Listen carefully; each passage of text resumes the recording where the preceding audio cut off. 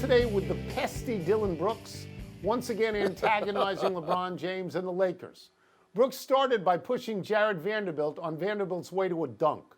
Vanderbilt remembered and later flicked Brooks in the head, drawing a technical and an ejection. Even later, Brooks swatted LeBron in the face and knocked him down, drawing a flagrant one but not an ejection, and LeBron wanted him ejected. Wilbon, was Brooks properly officiated last night? No, he should have been thrown out. He should have been thrown out. These are the days, Tony, these episodes when you have things like this are when I long for Charles Oakley.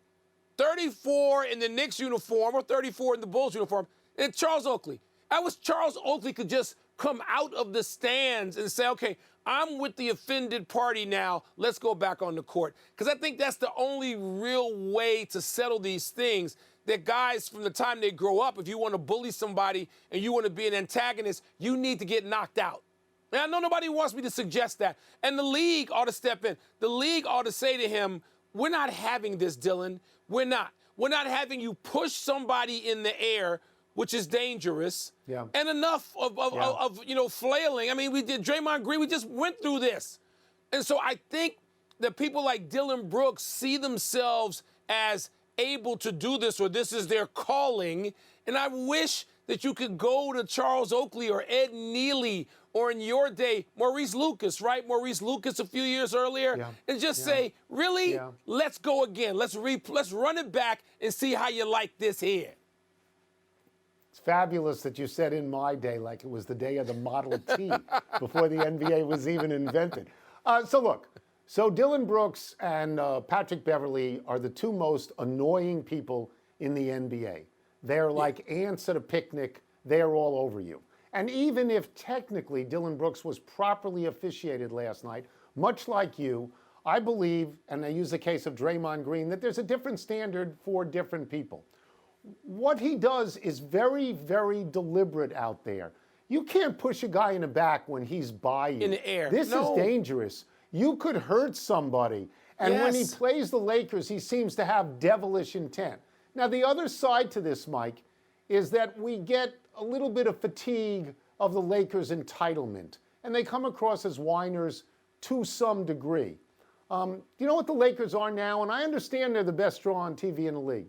But they're a mediocre team on the cusp of being irrelevant. At best. They're 24-24. They're 5-5 in their last 10. They lost last night to a bad team by 16 points. And Dillon Brooks did not do that. Dillon Brooks did not do that.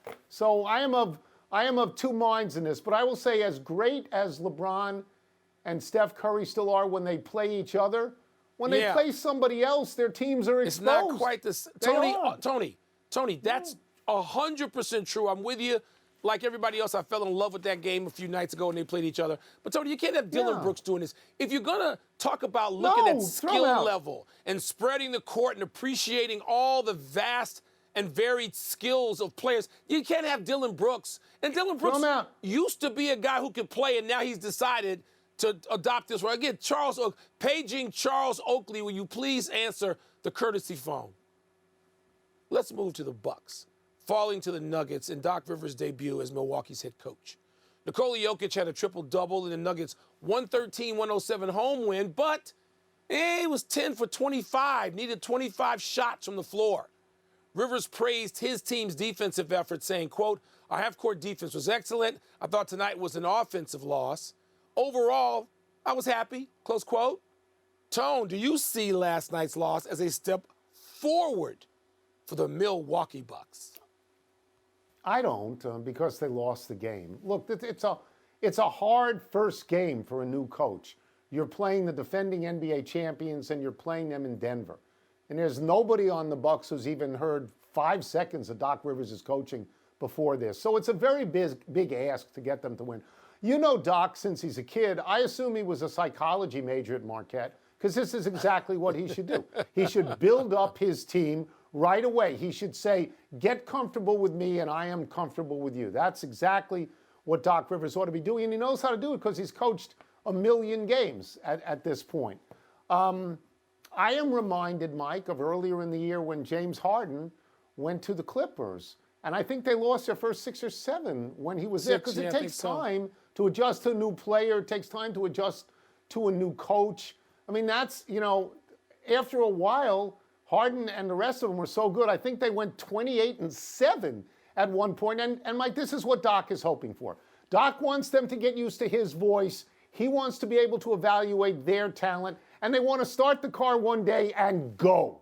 Right? Go. Tony, yeah. I mean, look, they have to play defense. I know they got Giannis and Dame, but the identity of that team, and it comes before Dame obviously got there, and it goes back to Coach Bud, is defense. And that's why they re-signed the players that they did. And so the reason that Doc Rivers has been brought in is because they didn't think they were going to get good enough defensively to even think about challenging Boston, maybe not even be able to hold off Philadelphia or the Knicks or Indiana. So this is the mission.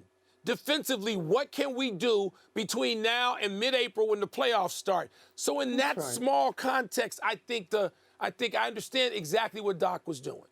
He's got a great chance. This team won a championship 3 years ago. He's just got to be encouraging and not sound like Adrian Griffin. That's what he's got to do.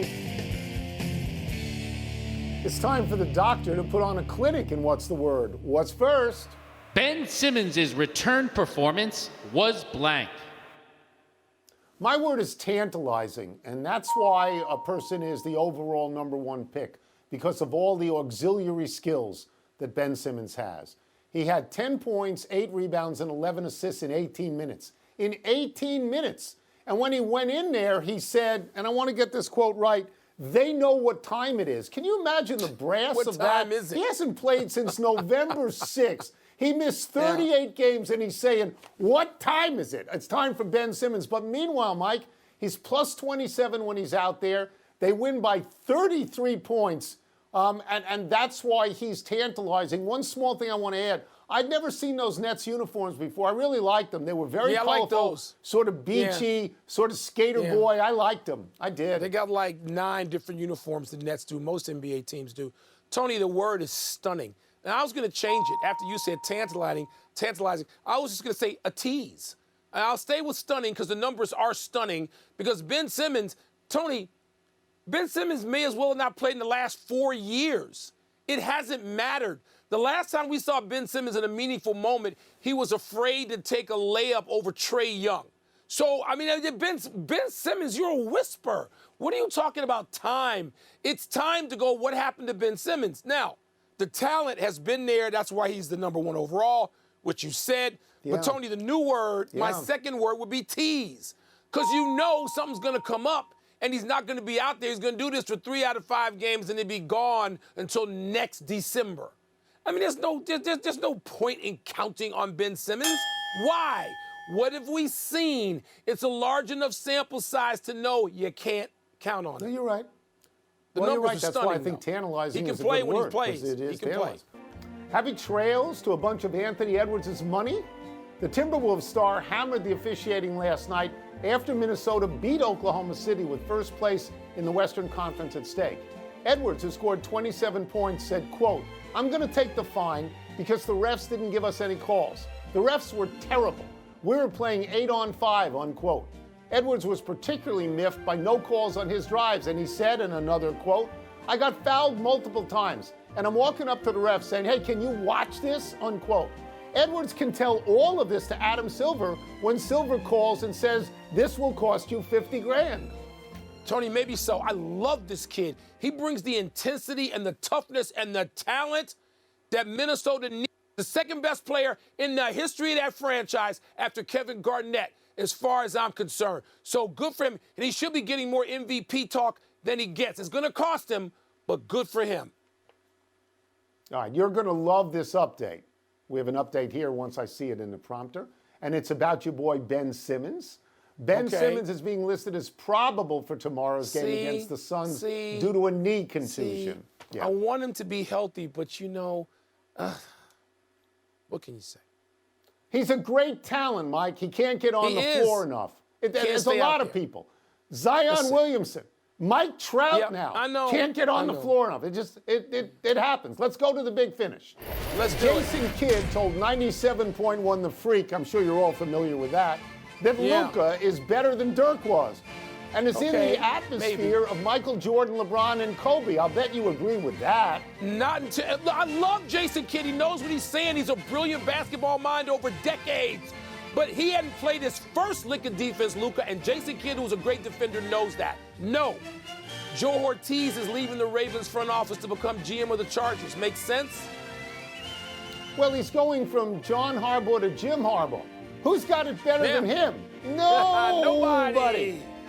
The NBA announced that Steph Curry and Sabrina Ionescu will face off in a three-point contest during All-Star Weekend. I know you're excited about that. Yes, Steph made this happen. This is not like Bobby Riggs and Billie Jean King, which is antagonistic. He and Sabrina Ionescu seem to be friends. This will be great. I love it. LSU lost last night to unranked Mississippi State. Cause for concern, another LSU loss. Yes, it's 2 in a row, and they're both in conference. Yes, last one, Pacers and Celtics tonight. You intrigued by that? Not really. The Celtics have lost 2 straight at home. They're going to win that game by 20. Let me go back to Luka. Luka's a great offensive player, an all-timer already. Nobody has to tell LeBron, Kobe, or Michael Jordan to get on a treadmill. Nobody, ever. I get on a treadmill every day. I do it. We're out of time. We're trying to do better the next time, and I'm Tony Kornheiser. Oh, yeah, Celtics won at home last night. I forgot. I'm Mike Wilbon. Same time tomorrow, knuckleheads.